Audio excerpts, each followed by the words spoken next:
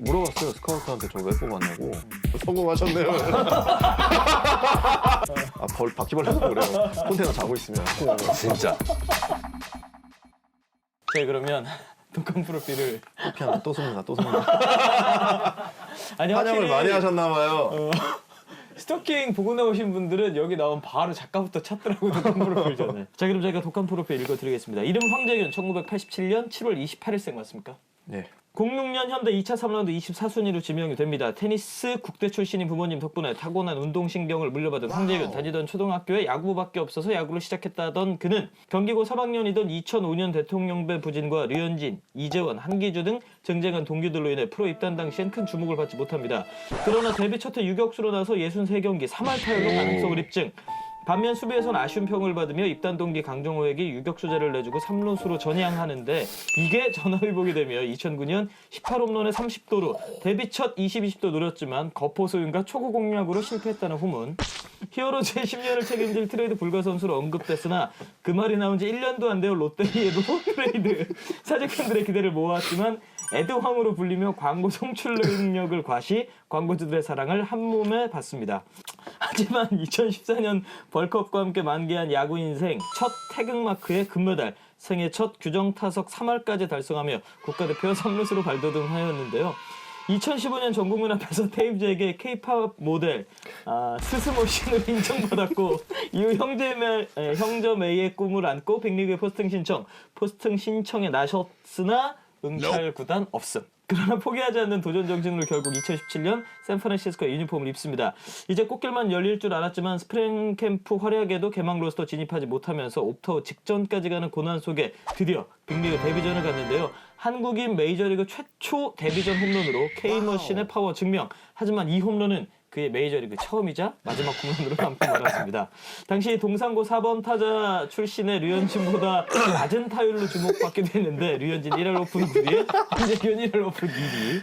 결국 9월 40일 로스터 제외되며 국내 복귀 선언 4년 88억 초대형 계약으로 마법사 군단에 입성하며 버블 논란을 잠식시킬 언빌리버블 활약으로 매년 팀을 더 높은 곳으로 이끄는 국내 최고의 내야수 중 한 명으로 자리를 잡았습니다. 패션계는 경악하게 만들어도 야구계는 환호하게 만드는 영원한 머신 KTG 황재균 선수입니다. 와.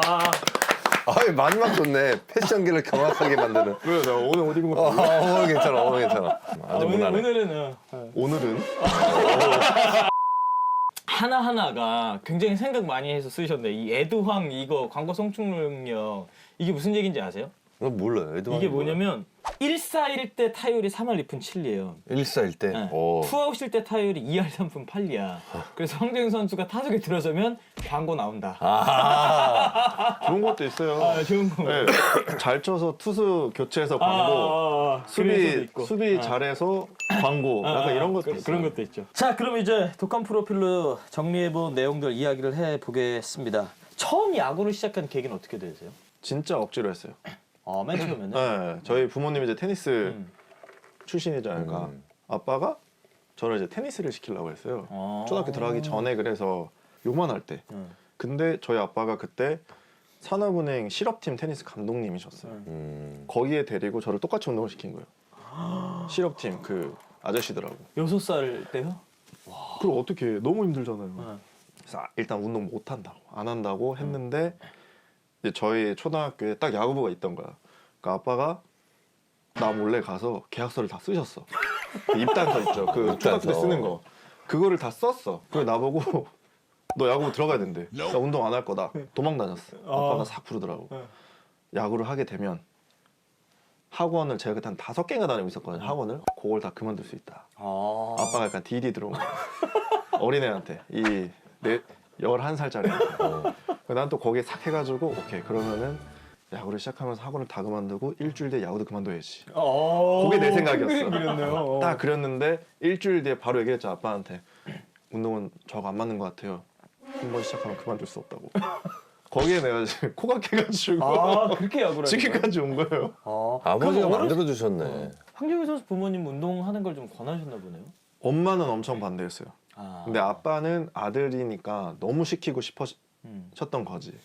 근데 엄마는 진짜 반대를 해가지고 그 두 분이 싸우셔서 제가 듣기로는 한 6개월 말을 안 했던 걸로 기억하고 있어요. 초등학교 초등학교 때부터 그럼 야구를 좀 잘했었나요?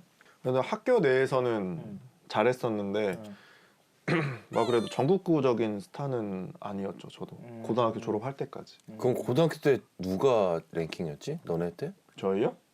이름만 나열해도 다 알 텐데. 유현진? 류현진, 강정호, 김현수, 김문호, 민병헌, 손용섭, 김성현, 많네. 최주환. 타자. 얘네 동기 진짜 많네. 네, 여기에 이제 그 회장 한 명 더 있거든요. 누구? 양의지라고. 아, 거의 뭐 최고네. 그리고 원종현도 있고, 어우, 정훈도 있고. 야구 천재네. 이해가 진짜. 대장도 예, 저희 동기잖아요. 야, 87년생들이 진짜 많네. 저희가 거의 황금시대네. 역대 맨 처음에 그러면 그 초등학교 때 맡았던 포지션은 뭐였어요? 한 명 더 있어요. 차우찬. 얘 아, 얘기하면 치죠. 우찬이. 나 이제 깜짝 잘못될 뻔했다. 그럼 그 87 모임의 회장 같은 역할은 누가 하고 있어요? 그냥 현진이 해야죠. 뭐 돈 많으면 회장이지 뭐. 현진이 그건 맞죠. 아무도 못 따라가지. 그럼 류현진 선수가 모이자 하면 싹 모이는 거예요? 현진이가 호출하면 가야죠. 아니 얼마 전에 류현진 선수가 호출했는데 안 가셨다면서요? 저요? 네. 김형민, 류현진 뭐 이렇게. 윤성민하고 있을 네, 때? 네. 형은 이제 끝났어요. 그때 뭐 제가 낄 때가 아니죠. 아니요. 저는 안 와 이제. 이제 안 와. 현진이 또 차단시켜놨나. 현진아, 스토킹 한번 나와.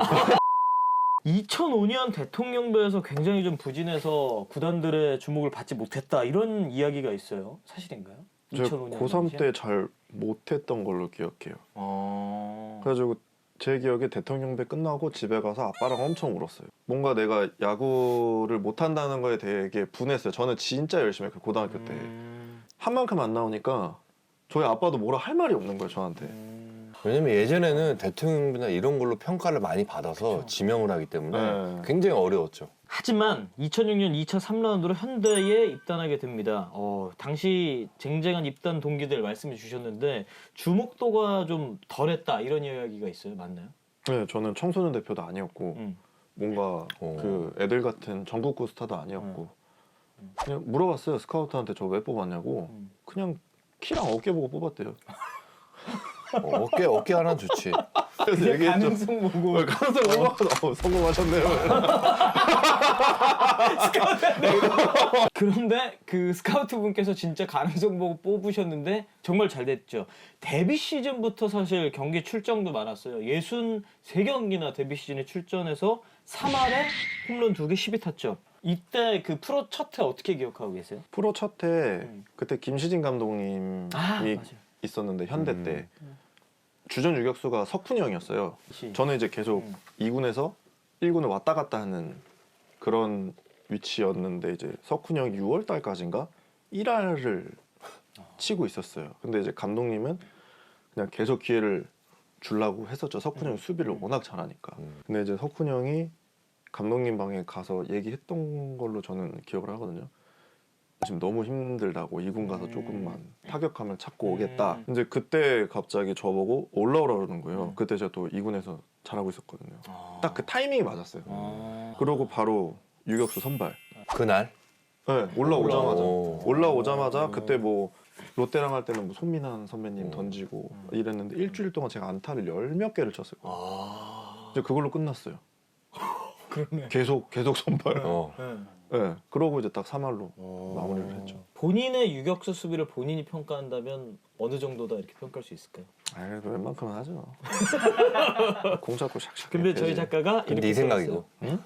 당시 수비 범위가 좀 좁았다라는 평가가 있었다라는 아이, 거. 스물한 이 작가 생각이야. 근데 어찌됐건 그러다가 3루수로 전향을 하게 됩니다. 이 3루수로 옮긴 계기가 있다면 어떤 계기였나요? 그때 이광 감독이 있을 때 네. 제가 백업으로 밀려나 있는 상황이었어요. 그래서 정호가 유격수가 들어가고 이제 김신 감독님이 오신 거죠. 그 히어로즈로 와서 이제 저한테 자리를 하나 만들어 주신 거예요. 오시자마자 그 현대 때 기억이 좀 있으셨나 봐요. 그래서 딱 백업 선수한테 스프링 캠프 때 불러서 무조건 우리 팀 3루수는 너다. 그냥 편하게 해라 딱 하시더라고요. 그래서 그때부터 그냥 삼루수가 된 것 같아요. 그래서 너무 감사하죠 저는. 그 시즌에 그래서 2009년에 전향하고 나서의 첫 시즌이었는데 133경기 말씀하신 대로 나와서 2할 8푼 4리에 홈런도 18개, 63타점, 주전 3루수로 말씀하신 대로 자리를 잡게 됩니다. 그런데 주전으로 자리 잡은 그 이듬해 롯데로 트레이드가 됐어요. 구단에서도 사실 강용구 선수도 그렇고 뭐 트레이드 불가 선수다 이런 이야기를 했었는데 어떻게 된 건가요? 근데 그 해가 2010년도일 거예요. 네. 개막 2010년. 일주일 남겨놓고 대구에서 시범 경기를 하는데 스윙하는데 진짜 여기서 소리가 빵 났어요. 손목에서. 네, 여기서 진짜 방망이를 이렇게 놓친 거예요. 뭐지? 아파. 투 스트라이크인데 일단 쳐야지 하고 또 했는데 스윙이 이렇게 되는 거예요. 이게 힘이 안 들어가니까. 그러고 나서 병원을 갔는데 MRI를 찍어도 뭐가 아무것도 안 나와요. 아 나는 소리도 나고 힘이 안 들어가는데 이게 안 되는데 MRI를 찍었는데 그냥 아무렇지도 않고 염증이래. 형 염증인데도 이게 안 될 수가 없잖아요. 그렇지. 근데 이게 안 돼. 요거밖에 안 돼요. 그러고 나서 이제 일주일 동안 좀 쉬었죠. 쉬다가 이제 개막전을 못 나갔어요. 근데 그 다음 경기 나가서 그날도 3안타인가 쳤을 거예요. 근데 또 마지막 타석에 빡 하는 거 한 번 더. 그러고 나서 여기는 아예 이게 너덜너덜 돼 있어 손이. 그러고 나서 2군 내려가래요. 내려갔지. 안 나요. 아무리 해도 안 나. 근데 1년 동안 너무 아픈 거예요 그게. 그래서 시합 때 해도 좀 괜찮아지면은 시합하다가 또 빡 2군에서 계속 이러고 있다가 뭐 지금이야 이렇게 얘기할 수 있는데 김신 감독이 좀 인터뷰를 했어요. 근데 저는 그때 어린 나이잖아요. 22살인가? 근데 너무 상처를 받았거든요. 프로 선수가 그 정도의 아픔을 안 참고 하는 프로 선수가 어딨냐. 나는 글럽질이 안 되는데. 김신희 감독님 그렇게 얘기한 거야? 얘기했었어요. 근데 저한테 실망을 많이 하셨겠죠. 기대를 한 만큼. 그러니까 지금으로 따지면 이해를 해요. 저는 김신 감독 되게 감사하거든요. 근데 그때 당시에는 이제 너무 상처를 받았어요. 나 그때 강진에 있었잖아요. 강진에서 컨테이너 생활하면서 그 컨테이너 네, 거기 막 바퀴벌레도 그래요. 컨테이너 자고 있으면 막 에어돔 날아가고 태풍 오면 진짜. 동구장 날아가는데 애들 다 환호 지르고 있어. 그러고 나서 이 어느 정도의 통감에 익숙해졌을 때 다시 콜업이 된 거예요. 됐는데 이제 그때도 뭐만 하면 이제 글럽질이 안 돼. 서드에서 그 도루를 해요. 근데 2루 주자가 준석이 형이었어요. 근데 뛴 거야. 당연히 여유 있지. 잡았어요. 원래 그냥 잡으면 이렇게 해서 태그를 해야 되잖아. 이 힘이 안 되니까 잡고 태그를 했는데 공이 흘러. 이 상황이었어요. 그러니까 그 정도로 해가지고 했다 다시 2군 내려가고 거기서 이제 진짜 모든 걸 내려놨죠. 나는 아무것도 아니다. 내가 진짜 그동안 건방졌구나. 딱 그거를 저는 너무 어릴 때 느꼈어요. 딱 그 다음에 바로 이렇게 되니까 내 자신에 대해서 약간 다시 되돌아보는 시기가 강진에서 생겼어요. 거의 그런 곳이거든요. 살짝 아무도 못 버텨. 내가. 멘탈 좀 흔들고 약간 그런 곳이에요. 근데 다 내려놓고 있는 상황에서 다시 처음부터 해보자 라고 한 상황에서 롯데 트레이드가 된 거예요. 갑자기. 근데 트레이드 돼서 대전에 가서 로이스터 감독을 처음 만났는데 딱 저한테 첫 마디가 너는 앞으로 너한테 절대 마이너리그는 없다. 딱 얘기를 하고 와, 울었어요. 뒤에 가서. 멋있다. 와 멋있다. 강진에서 얼마나 힘들었던 거야. 강진은 유현진이 가도 못 버텨. 류현진은 강진이 안 갔겠죠. 그러네. 그 트레이드가 사실 김시진 감독이 배제된 채 이루어졌다 이런 후문이 있었어요. 그거는 저는 잘 모르겠어요. 네, 요거에 저도 대해서는. 그냥 2군에서 훈련하다가 전화가 매니저면 일로 와봐. 그래서 예 받아봐. 아니요 저 롯데 팀장 누구누군데요. 지금 대전으로 오셔야 될 것 같습니다. 왜요? 트레이드 해줬어요. 왜? 그렇게 통보받았어요? 진짜 황당하게 트레이드. 진짜 그래서 그때 막 짐 싸고 바로 대전 가면서 김신 감독한테 전화하고 감독님 저 트레이드를 하는데요. 한숨 감독님 뭐래? 한숨 쉬면서 그래 가서라도 열심히 해라 죄송합니다. 그러고 갔어요 대전에. 그러고 나서 롤스턴 감나하고 이제 울고 씨 롯데다 감독님을 위해서 해보자. 마이너는 없대. 그리고 저 이거 손 왜 그런지 알아요? 왜요? 이거 유구골이 부러졌었대요. 근데 그걸 못 찾은 거예요? 못 찾은 거예요. 롯데에서 마무리 시즌을 뛰는데 그때는 통감에 아예 둔감이 되는 상태였어요. 안 아파. 근데 손이 계속 저려. 여기에 이런 뼈가 있어요. 유구골이라고. 갈골인데 신경을 감싸주는 뼈인데 그게 이 부분이 부러졌던 거예요.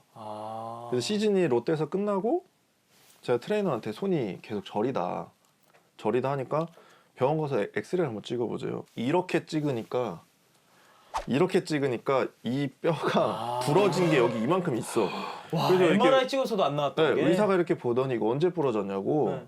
글쎄요, 아픈 거는 올해 시범 경기 때 아팠다고. 너 이거 오래돼가지고 뼈가 다 닳았어 이러는 거예요. 아. 이 안에서 움직여가지고. 아. 그래서 그거 빼냈어요. 시즌 끝나고. 수술했어? 네, 수술했어요. 뼈가 닳을 때까지 운동을 한 거예요. 그럼 아프지만. 몰랐죠. 그러니까 나는 일단 해야 되니까. 왜냐면 아파서 빠지면 누군가가 또 치고 올라와. 자리를 내주면 안 돼. 돈 많이 받아도 돼. 괜찮아. 인정해줄게. 돈 많이 받아도 돼. 근데 또 황재균 선수는 워낙 성격도 좋고 앞서 말씀드린 대로 워낙 인싸시다 보니까 새로운 팀에서 적응하는 거는 문제 없으셨을 것 같은데 어떠셨나요? 일단 거기 처음에 갔을 때는 제가 민호 형이랑 좀 알았었어요. 그 전에. 그래서 집이 없으니까 너무 갑자기 내려와서 그래서 민호 형 집에서 한 2주 살았거든요. 제가 어. 집을 구할 때까지. 음. 근데 저는 밤에 뭘 안 먹어요 원래. 내려갔는데 2주 동안 한 12시만 다 되면 치킨 시켜 먹지. 강민호 선수. 네, 그럼 어떻게 먹어야지. 먹었죠. 2주 동안 진짜 4kg 쪄서 나왔어요 그 집에서. 민호가 먹는 거 잘 먹지. 그리고 이제 저는 오전에 일어나서 부동산 다니면서 집 구하고 그리고 2주 뒤에 나갔죠. 근데 롯데 이제 형들도 그렇고 많이 챙겨줘서 그냥 적응이 좀 빨랐던 것 같아요. 황재균 선수가 경험한 로이스터 감독은 어떤 감독이었나요? 진짜 선수들을 너무 이렇게 위하고 편해해주는 게 보였고 편하게 해주는 그냥 되게 이제 시원시원하고 뒤끝 없고 꽁에 있는 성격 없고 약간 되게 좋았어요. 그래서 이 감독님하고 여태까지 했던 롯데 선수들은 참 행복한 야구를 했겠구나라고 생각을 했는데 저는 너무 짧게 했죠. 어찌됐건 2013년까지는 규정 타석 3할 달성한 적 없었는데 2014년에 그러면서 드디어 만개하게 됩니다. 데뷔 첫 3할 달성을 합니다. 홈런 12개 4할 2푼 1리 맞아요. 70몇 탔죠. 맞아요. 정확히 기억하고 계시네. 무슨 변화가 있었어요 이때? 진짜 그때부터 저는 영상을 엄청 찾아봤어요. 밤새도록. 무슨 영상이에요? 이제 저는 이제 일본 야구보다 미국 야구를 좋아하니까 거기서 이제 나랑 키 비슷한 키랑 몸이 비슷한데 잘 치는 선수들 영상을 다 찾아봤어요. 선수가 누구예요? 처음에 제가 봤던 게 이제 헨리 라미레즈크 라미레즈크 보고 그 다음에 이제 호세 바티스타 딱 두 명 거 보고 완전 팠죠. 바티스타 이미지 좀 비슷하다. 그래서 제가 그때 보면 팔이 여기 있을 거예요. 원래 이렇게 있다가 그때 팔이 여기 있을 거예요. 이렇게 따라한다고. 바티스타처럼. 네, 이렇게 바티스타 있다가 약간. 이렇게 있다가 여기서 이제 찢어지면서 요렇게 했다 지금 바티스타가 그거를 따라했어요. 이런 사람들이 성공해. 보고 배워야 돼. 좀. 아니 심창희 해설위원은 영상 많이 안 보고 안 봐요. 적용하기 다 됐나요? 이렇게? 근데 적용하고 나서 네. 계속 좋더라고요 성적이. 홈런은 많이 못 쳤는데 이제 정확도가 높아져서 변화구 대처도 되고 그러면서 타율이 좀 많이 올라갔어요 그때. 그럼 내년에 아버지도 한 대 맞으면 되겠네. 그러면은 그것도 비슷하게. 형 한참 어린애한테 맞아야 되는데. 재원 형은 나 결승타 치고 결승타 아니고 그 맞아, 세기타를 치고 재원 형이 그 다음 타장가 이러고 있는데 이미 걸어 들어가면서 울고 있어. 타석에 들어가면서 혼자 뭐 이러면서 타석 들어가더라고.